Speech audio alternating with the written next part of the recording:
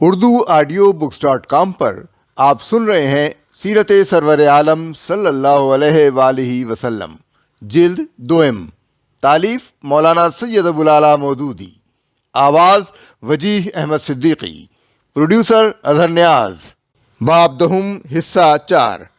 حضرت خدیجہ رضی اللہ تعالی عنہا اور جناب ابو طالب کی وفات۔ مقاطعہ اور محصوری کے خاتمے سے حضور صلی اللہ علیہ وآلہ وسلم کو جو اطمینان نصیب ہوا تھا وہ بہت جلدی پے در پے صدموں سے رنج و غم میں تبدیل ہو گیا۔ یہ صدمے حضور صلی اللہ علیہ وآلہ وسلم کے زبردست حامی و مددگار چچا ابو طالب اور آپ صلی اللہ علیہ وآلہ وسلم کی انتہائی وفادار و غم گسار بیوی حضرت خدیجہ رضی اللہ تعالی عنہا کی وفات کے تھے، اور یہ دونوں صدمے آپ صلی اللہ علیہ وآلہ وسلم کو اسی 10 بعد بعثت میں پیش آئے جس میں مقاطعہ کا خاتمہ ہوا تھا۔ بعض مورخین نے لکھا ہے کہ حضرت خدیجہ رضی اللہ تعالیٰ عنہ کی وفات ابو طالب سے پہلے ہوئی۔ واقدی کی روایت 35 دن پہلے کی ہے، مگر مشہور اور معتبر بات یہی ہے کہ ابو طالب کا انتقال پہلے ہوا اور اس کے تھوڑی ہی مدت بعد حضرت خدیجہ رضی اللہ تعالیٰ عنہ نے وفات پائی۔ بہیقی اور ابن ہشام نے محمد بن اسحاق کا یہ مجمل بیان نقل کیا ہے کہ ان دونوں کی وفات ہجرت سے 3 سال پہلے ایک ہی سال میں ہوئی۔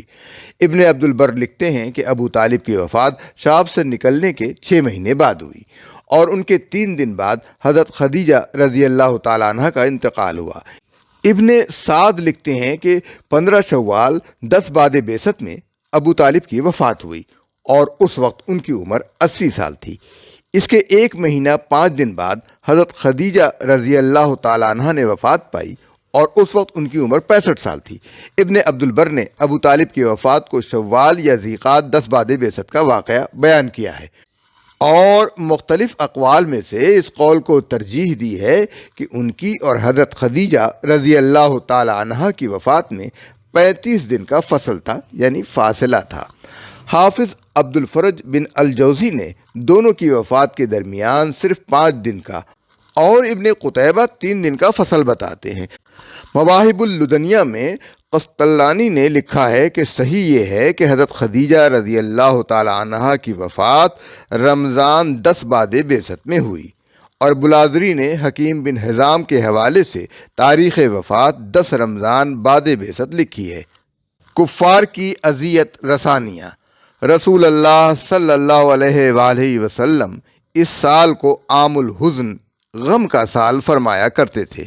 ان دونوں حادثوں کے بعد ایک طرف تو حضور صلی اللہ علیہ وآلہ وسلم پر غم کا پہاڑ ٹوٹ پڑا تھا، اور دوسری طرف یکایک قریش کے لوگ یہ دیکھ کر کہ محمد صلی اللہ علیہ وآلہ وسلم کا پشتیبان اب کوئی نہیں رہا ہے، آپ کے مقابلے میں بہت جری ہو گئے تھے۔ ابو طالب کی زندگی میں جو اذیتیں وہ آپ کو نہ پہنچا سکتے تھے وہ اب انہوں نے پہنچانی شروع کر دیں۔ بہیقی میں عروہ بن زبیر کی روایت نقل کی ہے کہ رسول اللہ صلی اللہ علیہ وآلہ وسلم نے فرمایا، قریش ابو طالب کی وفات تک بزدل بنے رہے۔ حاکم نے عروہ بن زبیر کی یہی روایت انہی الفاظ میں حضرت عائشہ رضی اللہ تعالی عنہا کے حوالے سے نقل کی ہے کہ انہوں نے رسول اللہ صلی اللہ علیہ وآلہ وسلم کو یہ فرماتے سنا۔ ابن اسحاق نے قریش کی بڑھتی ہوئی جرتوں کی ایک مثال عروہ بن زبیر کے حوالے سے بیان کی ہے کہ ایک روز قریش کے ایک اوباش نے سرے بازار حضور صلی اللہ علیہ وآلہ وسلم کے سر مبارک پر مٹی ڈال دی۔ آپ اسی حال میں گھر تشریف لے گئے۔ صاحبزادیوں میں سے ایک آپ کا سر دھوتی جاتی تھیں اور روتی جاتی تھیں، اور حضور صلی اللہ علیہ وآلہ وسلم انہیں تسلی دینے کے لیے یہ فرماتے جاتے تھے، رو نہیں میری بیٹی، اللہ تیرے باپ کا حامی ہے۔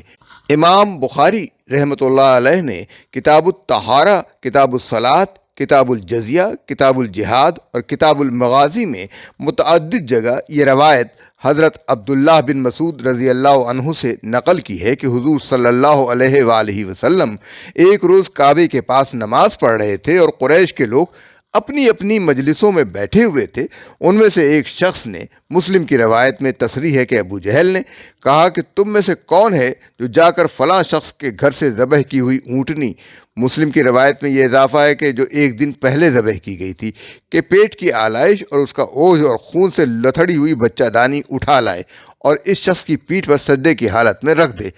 اس پر ان کا سب سے زیادہ شقی آدمی عقبہ بن ابی معیط اٹھا اور یہ گندگی لا کر اس نے سجدے کی حالت میں حضور صلی اللہ علیہ وآلہ وسلم کی پیٹھ پر یا دونوں کندھوں کے درمیان رکھ دی۔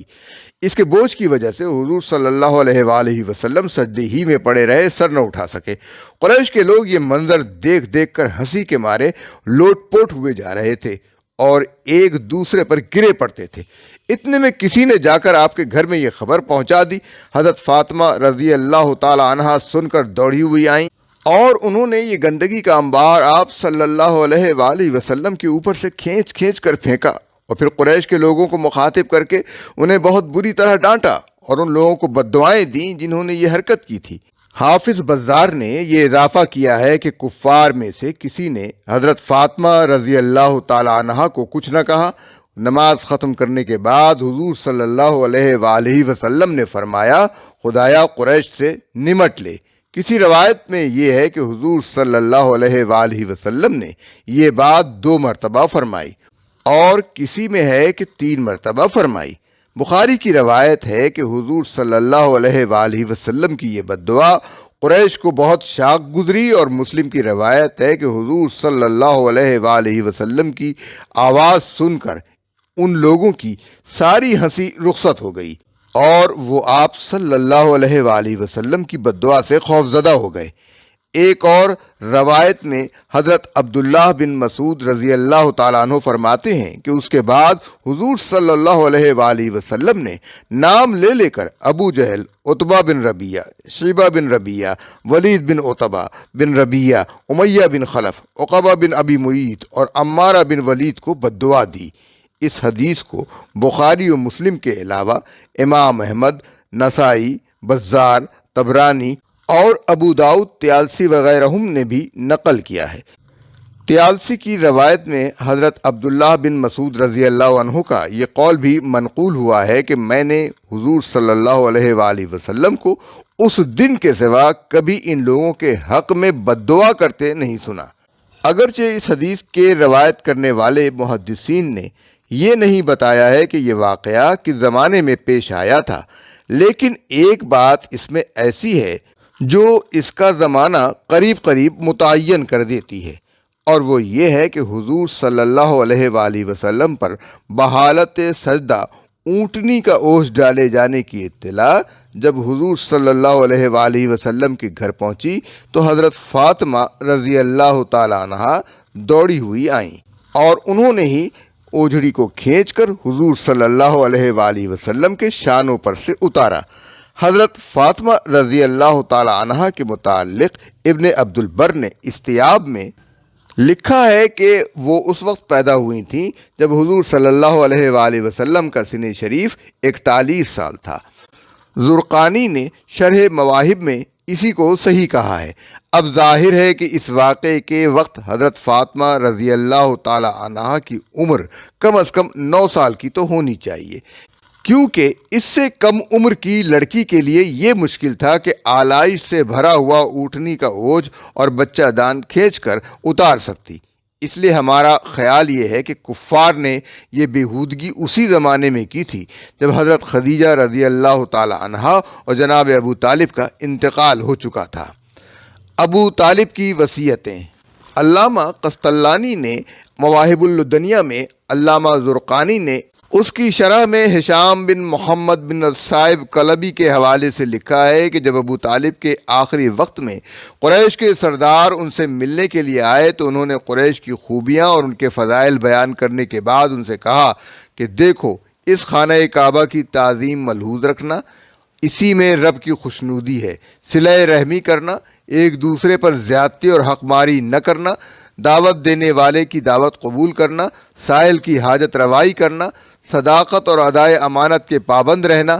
پھر اسی سلسلے میں انہوں نے کہا میں تمہیں محمد صلی اللہ علیہ وآلہ وسلم کے بارے میں وصیت کرتا ہوں کہ اس کے ساتھ بھلائی سے پیش آنا، کیونکہ وہ قریش میں امین اور تمام عرب میں صادق ترین آدمی ہے، اور وہ ان تمام خوبیوں کا جامع ہے جو میں نے تم سے بیان کی ہیں۔ وہ ایسی بات لایا ہے جسے دل مانتا ہے اور زبان لوگوں کی دشمنی کے خوف سے اس کا انکار کرتی ہے، مگر خدا کی قسم میں گویا آنکھوں سے دیکھ رہا ہوں کہ عرب کے کنگال اور اطراف و نواح کے لوگ اور کمزور لوگ آگے بڑھ کر اس کی دعوت قبول کر لیں گے، اس کے کلمے کی تصدیق کریں گے، اس کے کام کو آگے بڑھائیں گے، اور وہ انہیں لے کر خطرات کے میدان میں کود پڑے گا، اور قریش کے سردار اور اکابر دم چھلے بن کر رہ جائیں گے۔ ابن سعد نے لکھا ہے کہ مرتے وقت ابو طالب نے اپنی اولاد کو وصیت کی کہ تم ہمیشہ بخیر رہو گے جب تک محمد صلی اللہ علیہ وآلہ وسلم کی بات سنتے رہو گے اور اس کے حکم کی پیروی کرتے رہو گے، لہذا اس کا اتباع کرو اور اس کی مدد کرو، راہ راست پر رہو گے۔ نبی صلی اللہ علیہ وآلہ وسلم نے کہا کہ چچا جان، آپ ان لوگوں کو تو نصیحت کرتے ہیں، مگر خود اپنے آپ کو کیوں چھوڑے دے رہے ہیں؟ ابو طالب نے جواب دیا، مگر میں یہ پسند نہیں کرتا کہ میں موت کے وقت گھبرا کر اکھڑ جانے والا قرار دیا جاؤں، اور قریش یہ رائے قائم کریں کہ میں نے صحت کی حالت میں تو اس چیز کو رد کیا اور گھبراہٹ میں اسے اختیار کر لیا۔ ابن سعد نے امام محمد بن سیرین کے حوالے سے لکھا ہے کہ جب ابو طالب کا انتقال ہونے لگا تو انہوں نے رسول اللہ صلی اللہ علیہ وآلہ وسلم کو بلا کر کہا، بھتیجے جب میں مر جاؤں تو تم اپنے اخوال یعنی اپنے دادا کی ننیال بنی نجار کے پاس مدینے چلے جانا، کیونکہ وہ اپنے گھر والوں کی حفاظت میں سب لوگوں سے بڑھ کر سخت ہیں۔ ان وصیتوں سے معلوم ہوتا ہے کہ ابو طالب کیسے دانا اور صاحب بصیرت آدمی تھے اور ان کی نگاہ کتنی دور رس تھی۔ خصوصاً مدینے کے معاملے میں انہوں نے ہجرت سے 3 سال پہلے جو رائے دی تھی وہ بالآخر نہایت صحیح ثابت ہوئی۔ حالانکہ اس وقت کسی کے سان گمان میں بھی یہ بات نہ تھی کہ مدینہ ہی اسلام اور محمد صلی اللہ علیہ وآلہ وسلم کے لیے جانثار بستی بنے گا، اور وہیں سے حضور صلی اللہ علیہ وآلہ وسلم کو وہ طاقت فراہم ہوگی جو تمام عرب کو مسخر کر لے گی۔ اسی طرح قریش کے سرداروں میں سے جو کچھ انہوں نے اس وقت کہا تھا وہ بھی چند ہی سال بعد حرف بحرف صحیح ثابت ہوا۔ دوسرے لوگ حضور صلی اللہ علیہ وآلہ وسلم کا ساتھ دے کر بازی لے گئے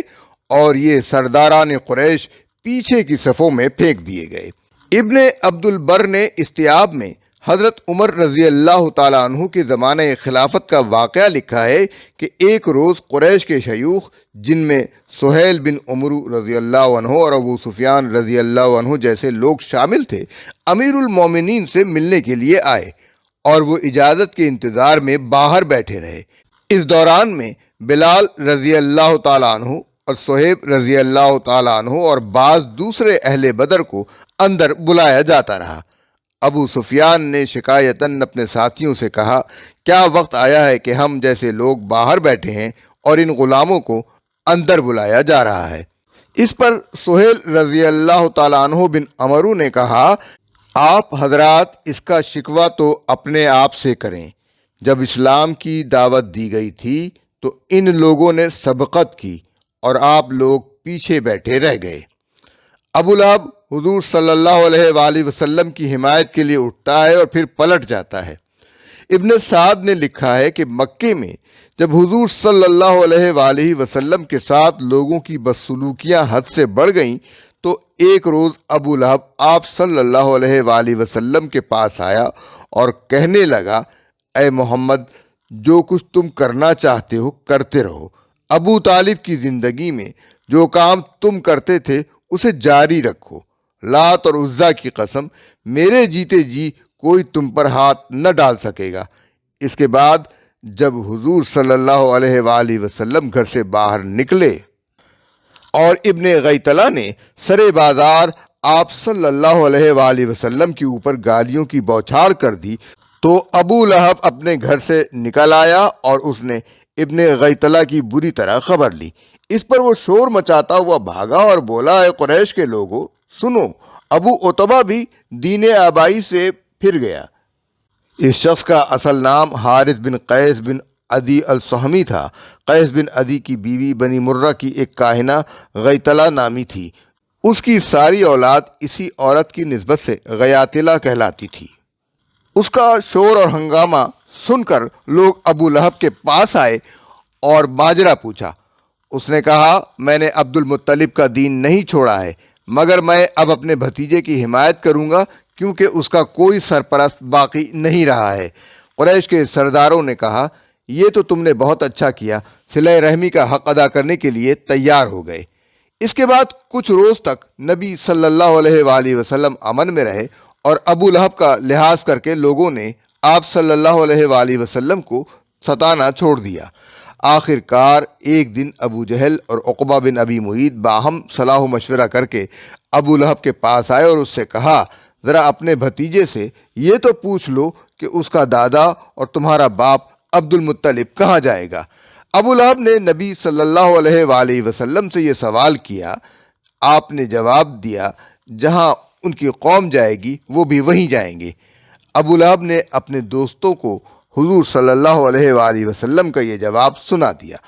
انہوں نے کہا، اجی کچھ سمجھے بھی، اس کا مطلب یہ ہے کہ تمہارا باپ جہنم میں جائے گا۔ ابو لہب نے آ کر نبی صلی اللہ علیہ وآلہ وسلم سے کہا، اے محمد، کیا عبد المطلب جہنم میں جائیں گے؟ آپ صلی اللہ علیہ وآلہ وسلم نے فرمایا، ہاں، اور جو شخص بھی اس دین پر مرے جس پر عبد المطلب مرے ہیں وہ جہنم میں جائے گا۔ یہ سنتے ہی ابو لہب بھنا گیا اور تڑق کر بولا، خدا کی قسم، میں ہمیشہ تیرا دشمن رہوں گا۔ تو سمجھتا ہے کہ عبد المطلب جہنمی ہے؟ اس طرح چند روز کے لیے جو دشمن خدا حق کا حامی بنا تھا وہ اپنی اصلیت کی طرف پلٹ گیا۔ حضرت سودا رضی اللہ تعالی عنہا سے نکاح۔ حضرت خدیجہ رضی اللہ تعالی عنہا کی وفات کے بعد حضور صلی اللہ علیہ وآلہ وسلم کے لیے ایک پریشان کن مسئلہ یہ پیدا ہو گیا تھا کہ گھر میں صرف دو کمسن صاحبزادیاں حضرت ام کلثوم رضی اللہ تعالی عنہا اور حضرت فاطمہ رضی اللہ تعالی عنہا رہ گئی تھیں، جن کی خبر گیری کرنے والا کوئی نہ تھا۔ آپ صلی اللہ علیہ وآلہ وسلم اس خطرناک زمانے میں فرائض رسالت ادا کرنے کے لیے باہر تشریف لے جاتے تو یہ صاحبزادیاں گھر میں بے سہارا رہ جاتیں۔ اس لیے آپ صلی اللہ علیہ وآلہ وسلم نے حضرت خدیجہ رضی اللہ تعالی عنہا کی وفات کے چند روز بعد حضرت سودا بنت زمعہ سے، جو ایک سن رسیدہ خاتون تھیں اور لڑکیوں کی دیکھ بھال کے لیے زیادہ موزوں ہو سکتی تھیں، نکاح کر لیا۔ ابن سعد نے واقدی کے حوالے سے لکھا ہے کہ یہ نکاح رمضان 10 بعد بعثت میں حضرت خدیجہ رضی اللہ تعالیٰ عنہ کی وفات کے بعد ہوا تھا، اور قسطلانی نے مواہب اللدنیہ میں کہا ہے کہ حضرت خدیجہ کی وفات رمضان میں ہوئی اور حضرت سودا رضی اللہ تعالیٰ عنہ سے نکاح شوال میں ہوا۔ یہ خاتون بنی عامر بن لوئی میں سے تھیں اور ان کے سابق شوہر سکران بن عمرو اور ان کے ابن اور سہیل بن عمرو کے بھائی تھے۔ دونوں میاں بیوی قدیم الاسلام تھے اور حبشہ کی دوسری ہجرت میں شریک ہوئے تھے۔ موسیٰ بن عقبہ اور ابو معاشر کا قول ہے کہ حضرت سکران کا انتقال حبشہ میں ہی ہو گیا تھا، مگر محمد بن اسحاق اور واقدی کہتے ہیں کہ وہ حبش سے مکہ واپس آ گئے اور یہی ان کا انتقال ہوا۔ طبری اور ابن اسیر نے اپنی تاریخوں میں لکھا ہے کہ یہ مکہ سے پھر حبش واپس چلے گئے اور عیسائی ہو کر مرے، لیکن بلادری نے ابن اسحاق اور واقدی کے قول کی توثیق کی ہے، اور خود ابن اسیر نے اپنی کتاب اسد الغابہ میں تصریح کی ہے کہ وہ اپنی وفات کے وقت تک مسلمان تھے۔ حافظ ابن حجر نے الاصابہ میں ان کے نام کے ساتھ رضی اللہ عنہ لکھا ہے۔ ابن سعد نے واقدی سے جو روایت نقل کی ہے اس میں یہ مذکور ہے کہ حضور صلی اللہ علیہ وآلہ وسلم نے جب ان کو نکاح کا پیغام بھیجا تو انہوں نے جواب دیا کہ میرے معاملے میں آپ کو ہر فیصلے کا اختیار ہے۔ آپ صلی اللہ علیہ وآلہ وسلم نے کہلا بھیجا کہ کسی کو اپنی طرف سے مقرر کر دو کہ وہ میرے ساتھ تمہارا نکاح کر دے۔ انہوں نے حضرت حاتب رضی اللہ عنہ بن عمرو بن عبد الشمس کو، جو سہیل بن عمرو کے بھائی اور قدیم الاسلام تھے، اس غرض کے لیے مقرر کر دیا، اور انہوں نے حضور صلی اللہ علیہ وآلہ وسلم سے ان کا نکاح کر دیا۔ اکثر و بیشتر روایات سے معلوم ہوتا ہے کہ حضرت خدیجہ رضی اللہ تعالی عنہا کے بعد پہلی خاتون یہی تھیں جو حضور صلی اللہ علیہ وآلہ وسلم کی زوجیت میں داخل ہوئیں، اور ان کا نکاح حضرت عائشہ رضی اللہ تعالی عنہا سے پہلے ہوا۔ ابن عبد البر نے قتادہ اور ابو عبید اور امام زہری کے حوالے سے یہی بات لکھی ہے۔ ابن سعد نے بھی اس کی تصریح کی ہے، اور ابن اسحاق نے حضرت علی بن حسین رضی اللہ تعالی عنہ امام زین العابدین کے حوالے سے بیان کی ہے کہ پہلی عورت جس سے حضرت خدیجہ رضی اللہ تعالی عنہ بنت خویلد کے بعد حضور صلی اللہ علیہ وآلہ وسلم نے نکاح کیا وہ سودا بن زمعہ تھیں۔ یہ نام زمعہ بھی لکھا جاتا ہے اور زمعہ بھی۔